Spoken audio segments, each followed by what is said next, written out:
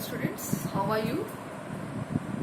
Today we are starting new content of the political science second book, chapter number 4, that is related to the external affairs of India, means the foreign policy of India.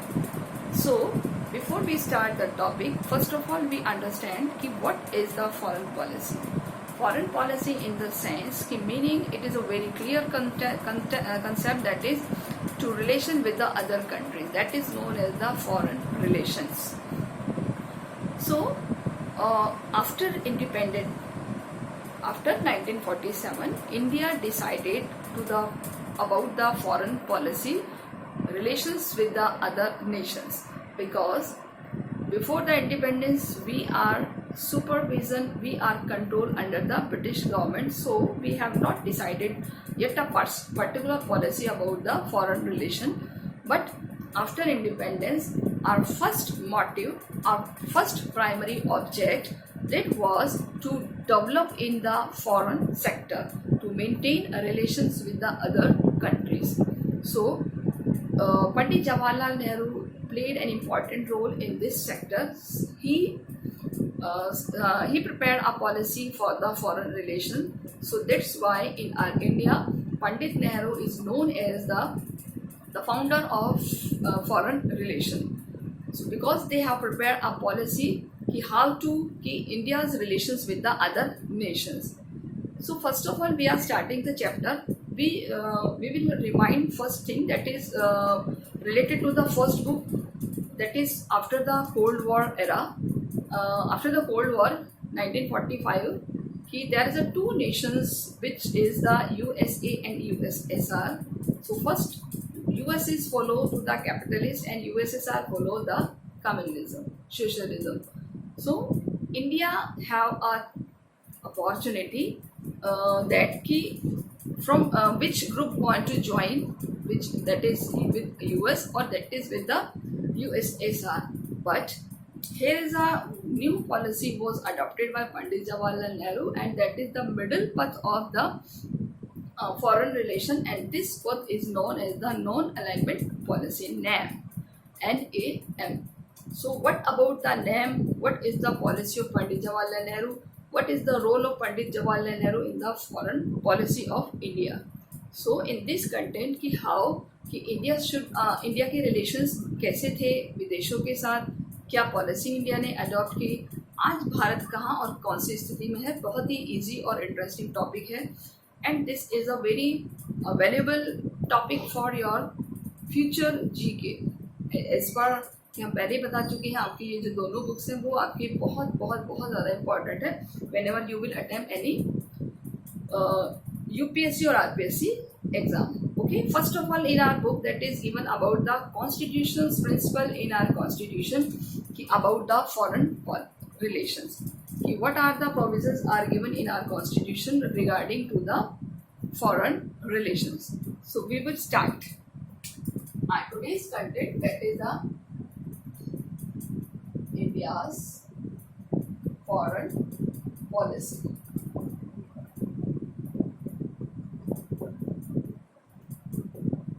Okay, इसको हम external affairs भी कहते हैं, external relations भी कहते हैं. Okay, so first of all constitutional principle देखते हैं.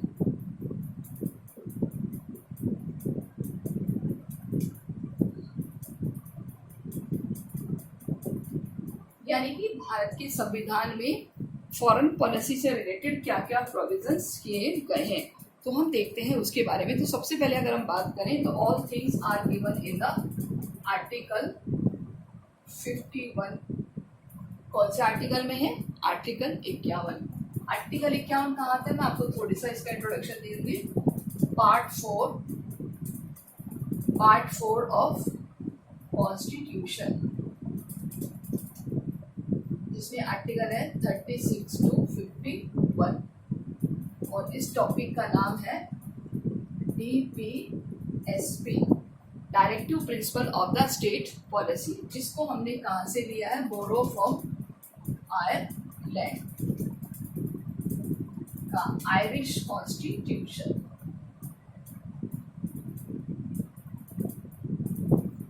क्लियर? तो मैंने आपको थोड़ा सा आर्टिकल 51 का एक परिचय दे दिया कि कहाँ से हमारे पास ये आर्टिकल आया है। तो फर्स्ट ऑफ ऑल हमारे कॉन्स्टिट्यूशन का जो पार्ट 4 है, चौथा अध्याय जिसे हम कहते हैं, चौथा part, fourth part is the constitution of India is refer to the DPSP, directive principle of the state policy, राज्य की नीति के निर्देशक तत्व। And in this segment there is some article related to the 36 to 51, 36 से लेके 51 तक। And हमने इसको कहाँ से बोरो किया है? आयरलैंड से। हम जानते हैं कि our constitution is a borrowed constitution, the bags of borrow. So from which constitution? Irish constitution, Ireland का Irish constitution. So what are the provisions are given in our constitution? देखिए आपके फर्स्ट लाइन में लिखा article 51 is the Indian constitution lay down some directive principle of the state policy, short में हम बोलते हैं DPSP, the promotion of international peace and the security, promotion of the international peace and security. यानी article 51 में लिख दिया कि भारत हमेशा किसको प्रमोट करेगा? पीस एंड सिक्योरिटी को प्रमोट करेगा। क्लियर? अब इसके लिए देखिए यहाँ कुछ प्रोविजन दिया था, स्टेट शेल एडोवियर टू, यानी कि स्टेट को क्या करना होगा? Promote international peace and security. Clear? जो इंटरनेशनल पीस एंड सिक्योरिटी उसको प्रमोट करेगा। Maintain just and the honourable relation between nations, क्या करेंगे साथ साथ? Maintain honourable in the sense कि क्या बोलते हैं, एक तरीके से अच्छे संबंध बना के, maintain just honourable relations with other Nations. यानी कि जो दूसरे देश है उसके साथ हमारे जो रिलेशन होंगे वो कैसे होंगे? बहुत ही ज़्यादा ऑनरेबल होंगे, अच्छे संबंध होंगे। इसके अलावा अगर हम बात करें, the respect the international law, respect the international law, यानी कि जो इंटरनेशनल लेवल के जितने भी रूल्स रेगुलेशंस हैं उनको सबको रिस्पेक्ट करेंगे। Law and treaties, law and treaties, यानी कि जो भी संधियाँ हुई हैं, जो भी बातचीत हुई है, उन सबको हम क्या करेंगे? रिगार्ड और रिस्पेक्ट करेंगे। So and fourth, encourage the settlement of the international disputes, encourage the international, encourage the settlement of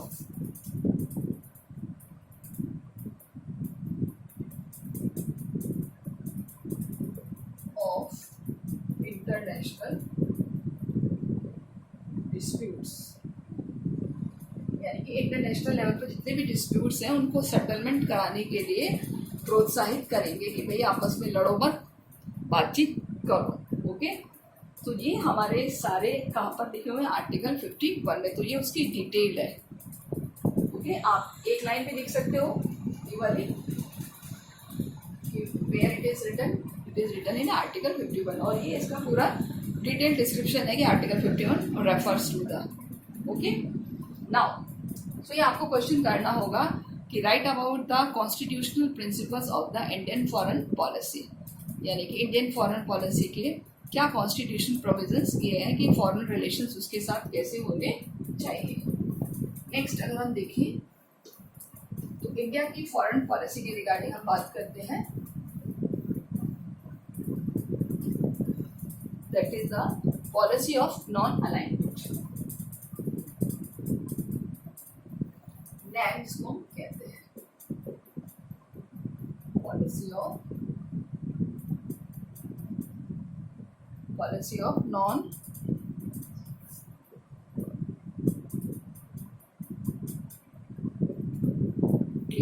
policy of non alignment. Non alignment in the sense कि किसी के साथ भी किसी भी ग्रुप में शामिल नहीं होना।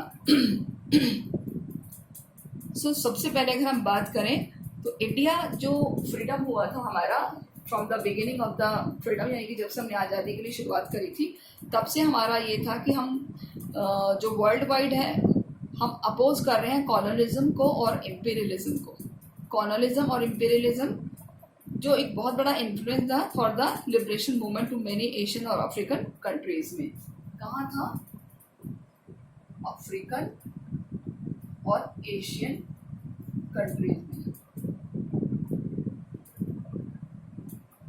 क्या था यहाँ पर? कॉलोनिज्म और इम्पीरियलिज्म। कॉलोनिज्म की किसी को अपनी कॉलोनी बनाना, और इम्पेरियलिज्म का मतलब होता है कि किसी को अपना किसी के ऊपर कैप्चर कर लेना, अपनी सीमाओं को बढ़ाना। ठीक है, तो हमारे सामने भी ये प्रॉब्लम थी। तो there were contacts between the national leaders of India, those two colonies united with their common struggle against the colonialism. तो यहाँ पर इंडियन नेशनल आर्मी यानी INA डेवलप हुआ है by the Subhas Chandra Bose. Indian national army by Subhas Chandra Bose. ठीक है, जिसको हम कहते हैं कि आज़ाद हिंद की फौज भी जिसको हम कहते हैं, by Netaji Subhash Chandra Bose during the second world war. During second world war यानी दूसरे विश्व युद्ध के समय पर इन्होंने इस आर्मी को बनाया है। To the clearest manifesto to linkage establish between the India and the overseas India during the freedom struggle. और इस तरीके से इस आर्मी ने भी बहुत हेल्प करी है इंडिया को, क्या बोलते हैं, फ्रीडम दिलाने में। So foreign policy of India reflect the interplay and the domestic और एक्सटर्नल फैक्टर्स, यानी कि जो भी इंडिया की पॉलिसी है उसने बहुत इंपॉर्टेंट रोल प्ले किया है, ना केवल डोमेस्टिक मैटर में बल्कि एक्सटर्नल यानी बाहरी मामले हैं उसमें भी बहुत ज़्यादा हेल्प की है। सो जब हम बात करें कि यूएस और यूएसएसआर की, तो यूएस और यूएसएसआर में at the time of cold war era, so हमारे पास चॉइस थी कि हम किसके साथ जाना चाहें, यूएस या USSR. So we have choose to the separate. So in this time की the leadership by the Pandit Jawaharlal Nehru and they hold all these relations and they create to select a path which prevail the international context, यानी कि उस पथ को उन्होंने adopt किया जो हमें इंटरनेशनल लेवल पर डेवलप कर सकता है। Now we will see about the role of Pandit Jawaharlal Nehru. Role of Pandit Nehru. Pandit Nehru का क्या रोल था अगर हम बात करें जब हमने अपनी पॉलिसी प्रिपेयर कर रहे थे। तो हमारी फॉरेन जो सबसे पहले उस टाइम ये क्या थे, पहले ये देखते हैं। प्राइम मिनिस्टर थे, PM प्लस फॉरेन मिनिस्टर भी थे। फॉरेन मिनिस्टर ये उस टाइम प्राइम मिनिस्टर भी थे और फॉरेन मिनिस्टर थे फ्रॉम 46 to 64, 1946 to 1964, यानी कि 64 में इनकी डेथ हो गई थी और 46 में जब इंटरिम गवर्नमेंट बनी थी तो उन्होंने दोनों पोस्ट को एंजॉय किया है। 46 से 64 ये क्वेश्चन आपसे पूछा जा सकता है। तो इनके उस टाइम 3 मेजर ऑब्जेक्टिव थे, 3 मेजर ऑब्जेक्टिव, यानी इनके 3 मेजर ऑब्जेक्टिव क्या थे। सबसे पहले अगर हम बात करें तो hard and sovereignty, hard and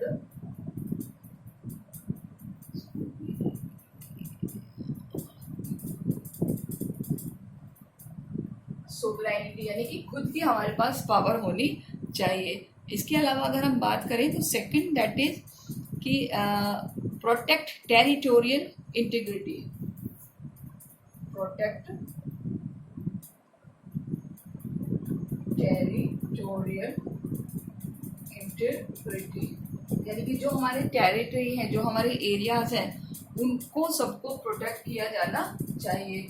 third की अगर हम बात करें तो उनका जो तीसरा ऑब्जेक्ट था that is economic development, rapid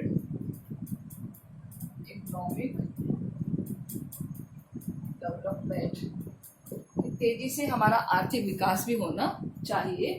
कब था ये उद्देश्य? 40, 60, 64, जब एज अ प्राइम मिनिस्टर भी थे और एज अ फॉरेन मिनिस्टर भी थे।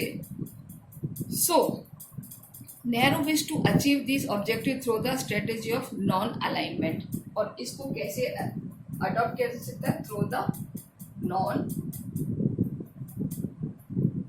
अलाइनमेंट, यानी कि असंलग्नता की नीति के थ्रू ही हम इसको आगे बढ़ा सकते हैं। So there were of course the parties and group of the country believed that the India should be more friendly with the bloc led by the US because the bloc claimed to the pro democracy. So बहुत सारे persons थे, उन्होंने recommend किया था कि US block के साथ हमें क्या करना चाहिए? जुड़ जाना चाहिए, टाइम हो जाना चाहिए, बजाय किसके? यूएसएसआर के, क्योंकि वहाँ पर क्या थी?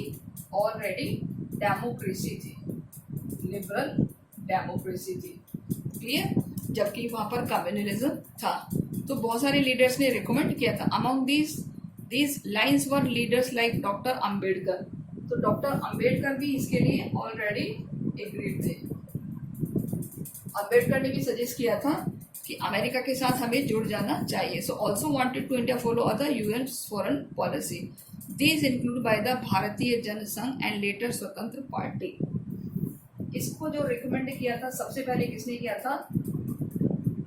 भारतीय जनसंघ, ये आपसे पूछा जा सकता है। और उसके बाद स्वतंत्र पार्टी।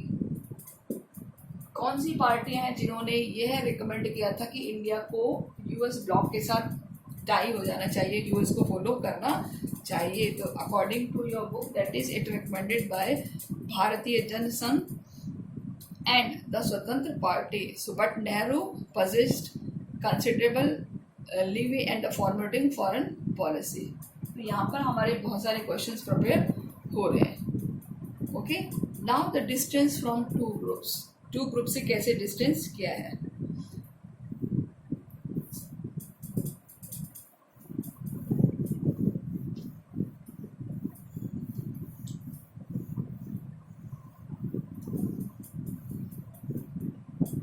देखिए, टू ग्रुप्स कौन कौन से हैं, यानी to block, to camps.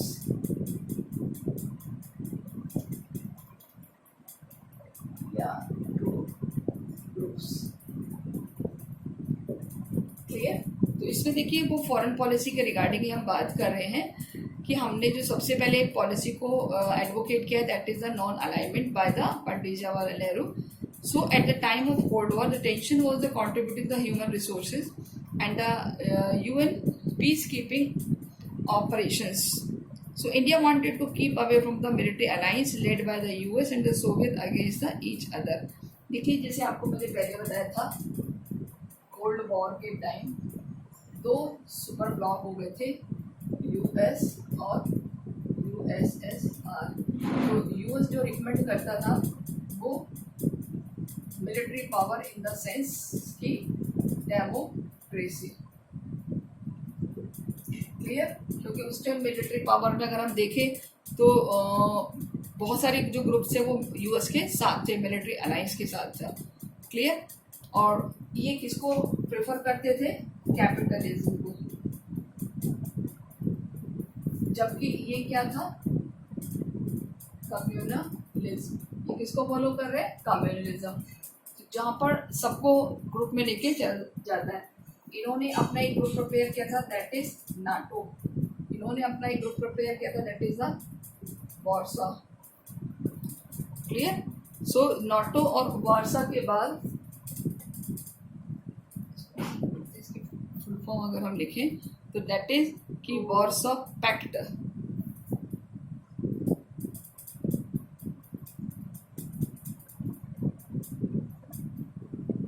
Clear? तो एक पैक्ट था ये, और वो उस पैक्ट के तहत क्या हुआ था कि एक ग्रुप प्रिपेयर हो गया था यूएसएसआर का, एंड दोनों ने जब अपने अपने ग्रुप्स प्रिपेयर कर लिए तो इंडिया एडवोकेट द मिडिल पर that is the NAM।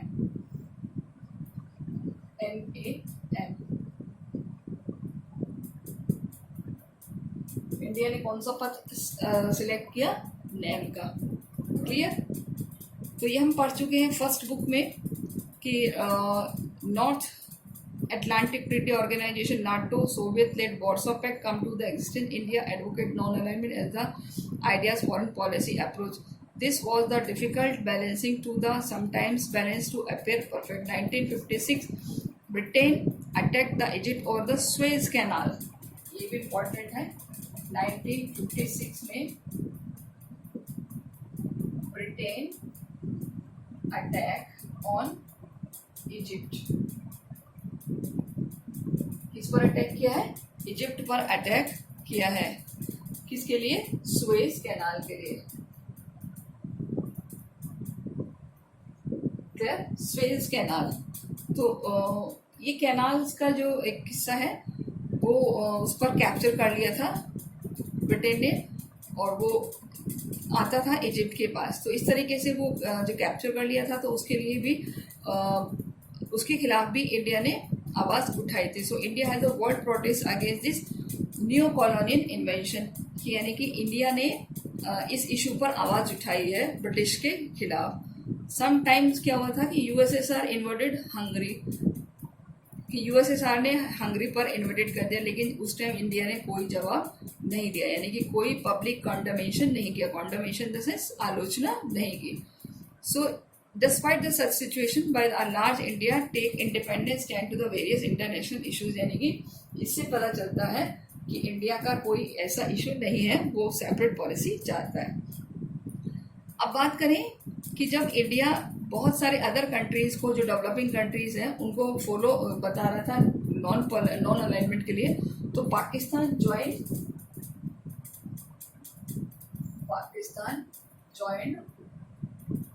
USA. Pakistan ने किसके साथ ज्वाइन कर लिया? यूएसए के साथ ज्वाइन कर लिया. US was not happy about the India's independent initiative the policy of non alignment. पहला रीज़न ये हो जाएगा. दूसरा रीज़न, तो यहाँ हम क्वेश्चन बनाएंगे कि क्या रीज़न है कि बेटर रिलेशंस थे अमेरिका और इंडिया के बीच.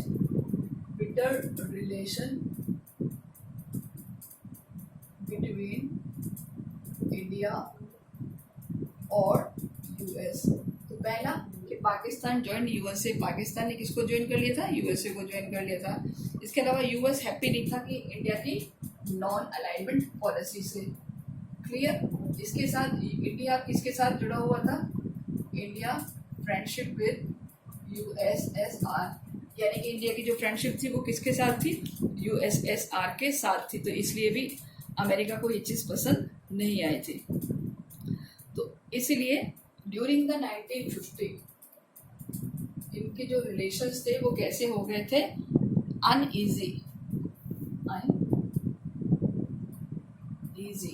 Uneasy in the sense SH खराब. ठीक है? तो ये 3 रीज़न आपको डालने होंगे कि what was the reason to uneasy relation between Indo US in 1950. Clear? तो इस तरीके से ये हमें बनाना पड़ेगा. अब हम बात करते हैं कि हमारी एक पॉलिसी थी इकोनॉमिक डेवलपमेंट की, जो हम प्रीवियस टॉपिक में देख चुके हैं, और वो क्या पॉलिसीज़ थी वो हम बात करेंगे. किस तरीके से हमारे 5 ईयर प्लान्स डेवलप हुए थे, बट हमें वो अभी नहीं करने. लास्ट में हम देखते हैं हमारे एफ्रो एशियन और यूनिटी, कि कैसे हमने एक एफ्रो एशियन पॉलिसी बनाई है. ये थोड़ा सा हमें इसमें देखना है.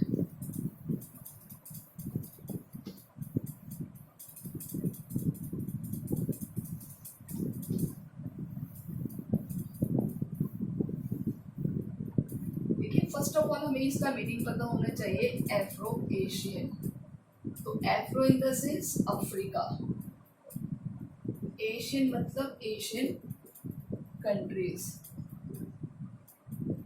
इससे एक वर्ड बना है Afro Asia. Clear?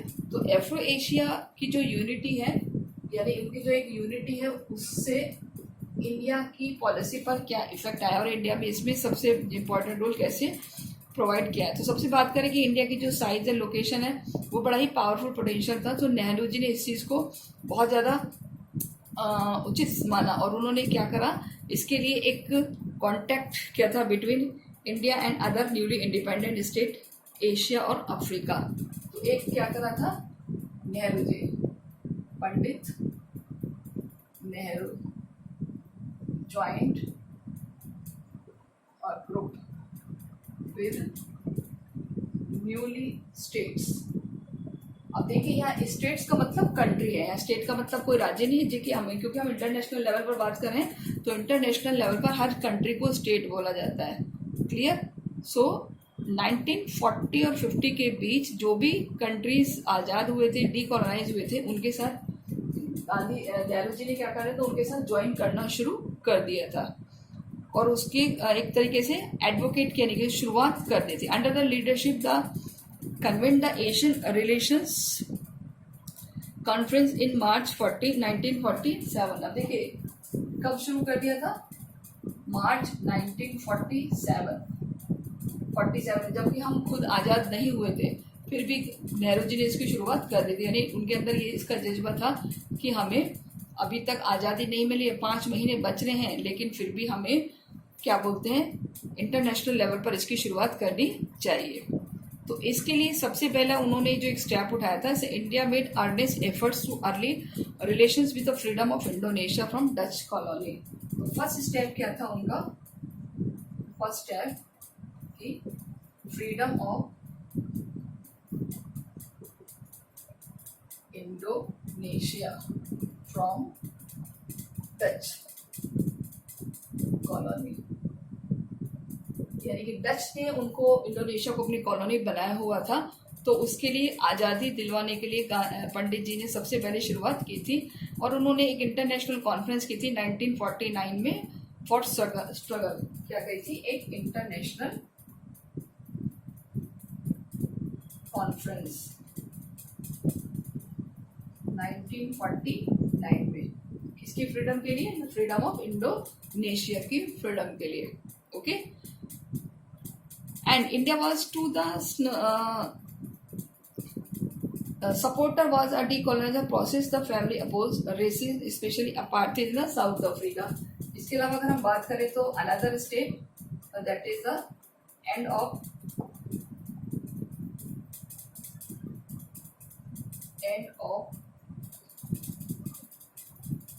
apartheid in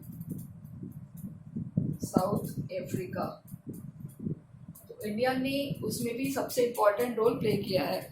clear. तो साउथ अफ्रीका भी किसकी साइड हो गया, इंडिया की साइड हो गया। इसके अलावा Afro Asian conference held in the Indonesia for Bandung in 1955 में बांडुंग कहाँ पर है, इंडोनेशिया में कॉन्फ्रेंस हुई है जिसमें एशियन प्लस अफ्रीकन कंट्रीज ने पार्टिसिपेट किया है। और ये किस लिए हुआ है, ताकि इनको डीकोलोनाइज किया जाए। और बाद में ये किस में कन्वर्ट हो गया, नैम में। यानी कि ये कॉन्फ्रेंस में किसकी नींव पड़ी, नैम। तो नैम का जो एक्सप्लोरर है वो कहाँ से हुआ है, कहाँ एस्टेब्लिश हुआ है, तो Bandung conference later led to the establishment of the NAM. तो इसकी जो फर्स्ट समिट हुई है that is the in Belgrade.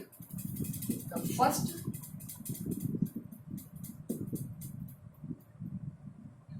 Summit मतलब मीटिंग इन बेलग्रेड,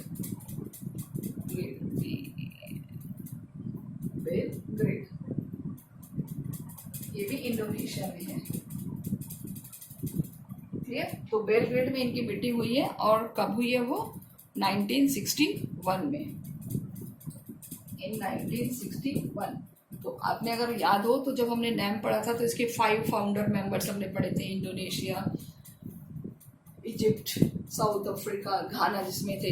ठीक है। तो इस तरीके जो फाउंडर्स मेंबर्स थे उनके तहत इसकी शुरुआत हो गई थी। तो इस तरीके से एफ्रो एशियन यूनिटी के बारे में हम बात करते हैं। क्लियर। तो ये वो कंट्रीज थे, न्यू कंट्रीज जो डीकॉलोनाइज होना चाहते थे ब्रिटिश रूल से, डच रूल से। तो इस तरीके से जो नए कंट्रीज़ हैं उनके पास एक ऑप्शन था कि वो या तो किसी और में शामिल हो जाएं या अपने आप को इंडिपेंडेंट बनाकर रखें। So most of countries have join to the India's that is the NAM. और बहुत सारी कंट्रीज थे जिन्होंने क्या बोलते हैं उसे, नैम, उसको क्या बोलते हैं, नाटो को ज्वाइन किया। एंड बहुत सारे जो कंट्रीज थे उन्होंने वॉर्सो को ज्वाइन किया। वो हम कोल्ड वॉर वाले सेगमेंट में देख चुके हैं। क्लियर? तो किस तरीके से जो इंडिया की फॉरेन पॉलिसी है उसके रिगार्डिंग ये है कंटेंट है। और लास्ट में बीच में हमारा इसमें कुछ सिलेबस नहीं आ रहा, वो हमें नहीं करना, लाइक चाइना, म्यांमार और पाकिस्तान से रिलेटेड। लास्ट में इंडिया की न्यूक्लियर पॉलिसी होगी। तो इस तरीके से हमें ये कंटेंट करना है। न्यूक्लियर पॉलिसी की जो डेवलप्ड कंट्री है वो अपना न्यूक्लियर एक्सपेरिमेंट कर चुके थे। अब वो चाह रहे थे कि जो कंट्री अपना डेवलपमेंट नहीं, जिन्होंने न्यूक्लियर पॉलिसी सेक्टर में अपने बॉम्ब्स नहीं बनाए हैं, न्यूक्लियर सेक्टर में नहीं स्प्रेड किया है अपनी टेक्नोलॉजी को, तो वो अपने एक्सपेरिमेंट को स्टॉप कर दें। ठीक है, बट इंडिया ने अपने अभी CTBT पर साइन नहीं किए। तो 1968 में ये प्रपोजल लाया गया था, 95 में भी इसको वापस से रेज किया गया, बट इंडिया ने इस पर साइन नहीं किए। क्यों साइन नहीं किए हैं वो मैं आपको पहले भी बता चुकी हूँ, जो हमारी फर्स्ट बुक है उसके चैप्टर में। ठीक है, तो इस तरीके से ये जो हमारा कंटेंट है that is related to the India's foreign policy. So okay students, I hope आपको समझ में आया होगा और बाकी का हम लाइव क्लासेस में क्लियर करेंगे। सो join the classes every day and solve all the problems which you have face in the during the video और ड्यूरिंग द लेक्चर्स। तो रीड इट केयरफुली, पढ़ते रहिए, जहाँ भी आपको इम्पोर्टेंट लग रहा है उसको सॉल्व करते जाइए। And end of the exercise जो भी आपके गिवन है वो भी आप सॉल्व करते रहिए। Okay students, thank you so much.